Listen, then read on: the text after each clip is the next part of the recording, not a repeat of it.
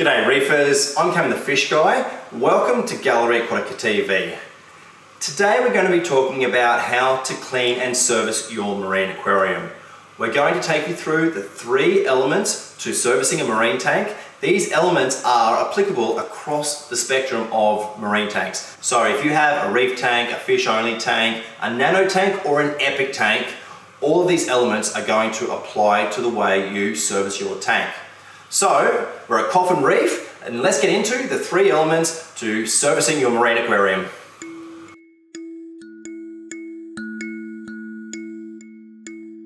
So let's talk about the 3 elements to servicing and cleaning and maintaining your marine aquarium.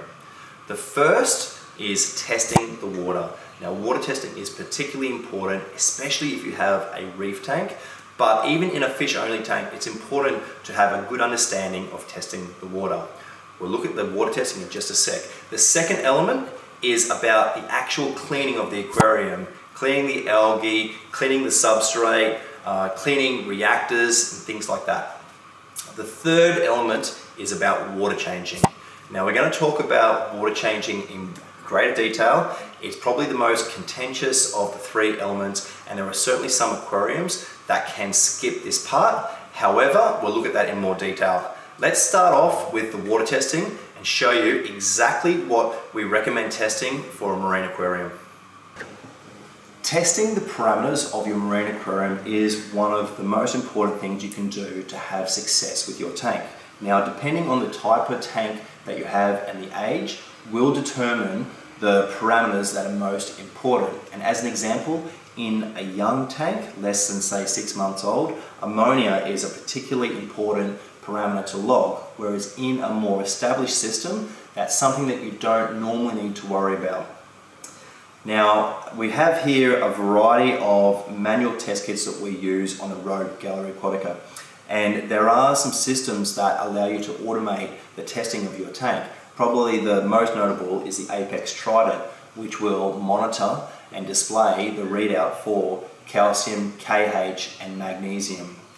However, if you don't have a system set up like that, having the test kits that you can manually test your water is particularly important.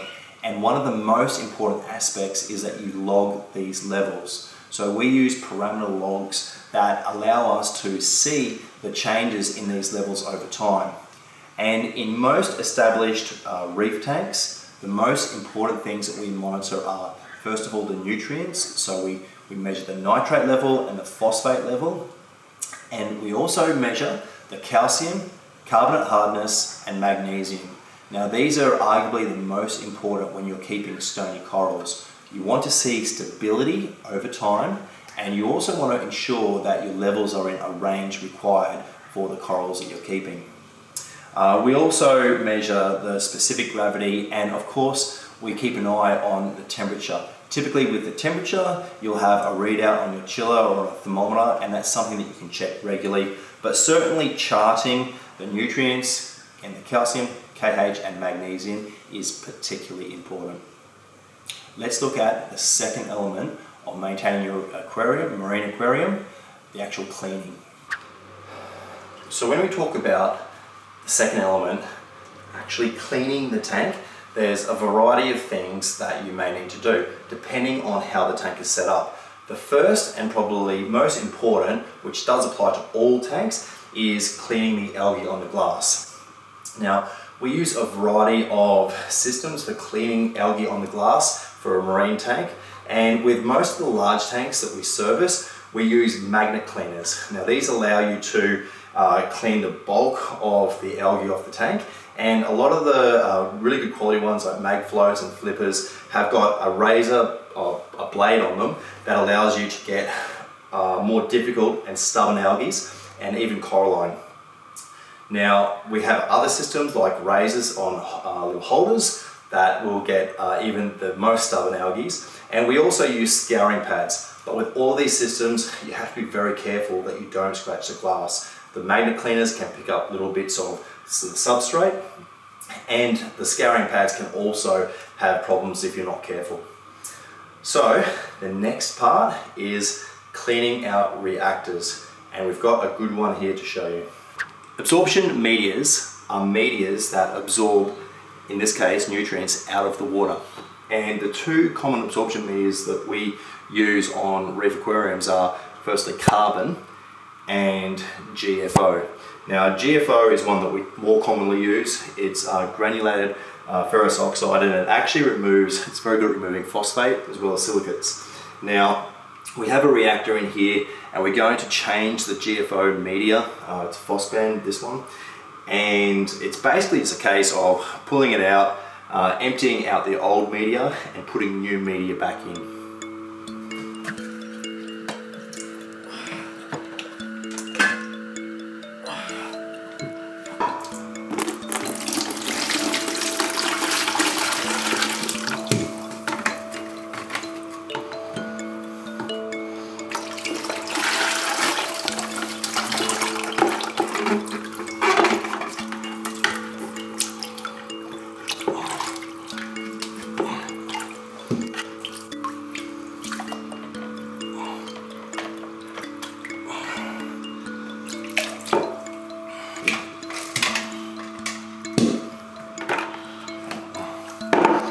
Phosphan.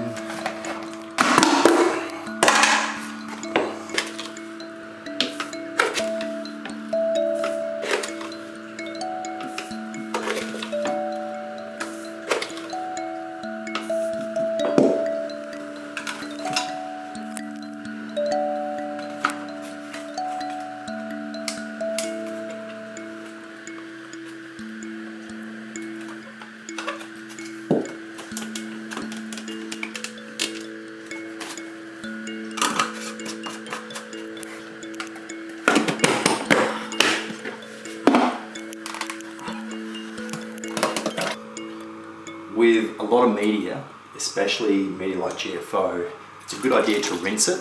I'm just rinsing it in the reactor by flushing the first few litres through, and you'll see that the first few litres comes through as quite a dark, reddy brown colour, and once that clears, that's when I know it's fully flushed and ready for use. Let's have a quick look at what we do with the skimmer. So I don't think I need to talk too much about cleaning your skimmer. Obviously, it's a case of tipping out the waste and cleaning the neck. I would say it's an important thing to do every time you do service on your tank, especially if you're doing a water change, because if you do find that it overskims and it overskims back into the sump, then that can be a lot of waste if you haven't already cleaned the skimmer. But this one's pretty dirty, so I'm going to give it a clean and put it back in.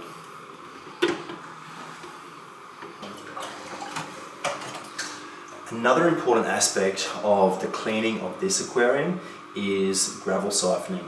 Now basically what that is using a gravel siphon to remove bacterial silt and detritus out of the substrate. Now back in the days of deep sand beds, people didn't really use this system so much, but definitely now when we have a thin layer of substrate, it is important to ensure that you don't have detritus traps. And by getting in with the gravel vac and siphoning the substrate, it does ensure that you don't have this problem, which can contribute to your nutrients of the system.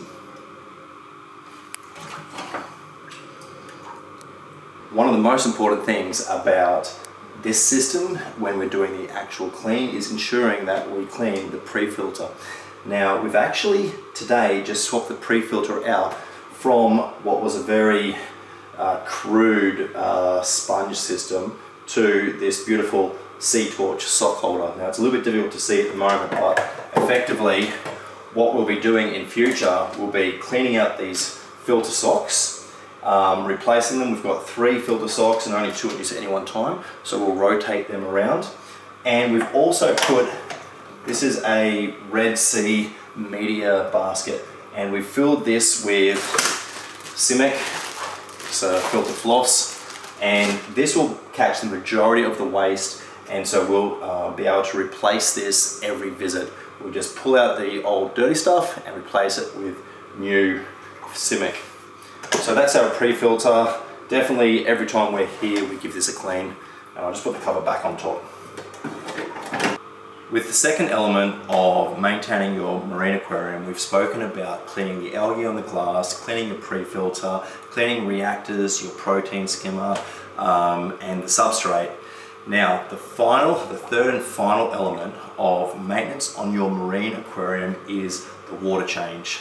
Now, we've already prepped this tank to start siphoning. We've already taken out the first 100 litres. So I'm just going to open up our hose, we'll follow it to the drain, and then we'll show you exactly how we do a water change on this tank.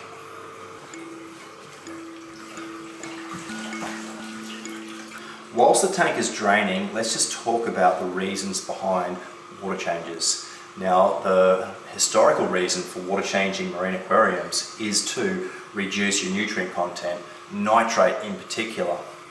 However, in most aquariums these days, one of the main reasons for doing it is to stabilize calcium, carbon hardness, and magnesium. And that's because with a lot of modern reef systems, nutrient export is an easy thing. And so a tank which has got a large, well-functioning refugium will often be able to sustain itself with a low nutrient level based purely on the refugium and not require the water change. And in this case, water changes may be required just to help stabilize calcium, KH, and mag. A lot of people, a lot of reefers these days are aiming to get to the point of eliminating water changes from their maintenance. And if you can achieve that, that's a great thing. The leading range of supplements in this area is Triton. And Triton is all about having a balanced aquarium, putting back what the corals are drawing out, as well as having that strong refugium to keep your nutrients under control. Now with this tank, because there are quite a lot of fish and our refugium is maybe not quite big enough to absorb all the nitrate out of the system, we still do water changes. And with this tank, we're going to take it down about a third, and then we'll show you how we fill it back up. We've drained as much as we want to take out of this tank, and I'm just going to get the hose set up to refill with the natural seawater that we have in storage downstairs. So beautifully hidden amongst the plants downstairs in the garden outside of Coffin Reef, we've got this beautiful wooden IBC holder. And so behind here we have an IBC, this is the lid, and that is storing our 1,000 litres of natural seawater that we refill every 2 or 3 months. Now we've got a fitting down here which allows us to use our Camlock hose system to run to our pump, and our hoses then feed all the way upstairs to Coffin Reef. So let's go upstairs and hit go on filling up this tank.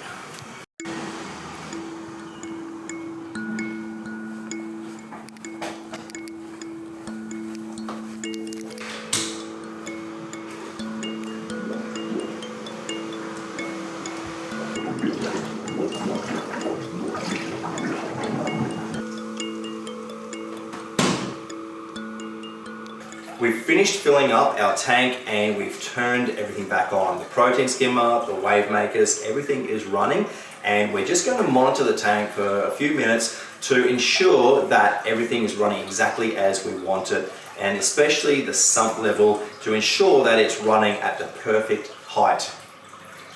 So hopefully you've been able to learn a little something about maintaining your marine tank from today's episode. With all marine tanks, if you follow these 3 elements, you should have success into the future. We'll show you more about maintaining marine aquariums on future episodes of Gallery Aquatica TV, but today, that's it. We just have to clean up our mess and we'll head off. So thank you so much for watching. I'm Cam the Fish Guy. Happy reefing!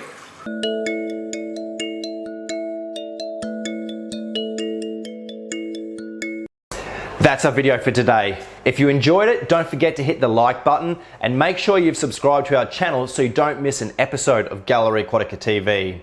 Thank you so much for watching. I'm Cam the Fish Guy. Happy reefing!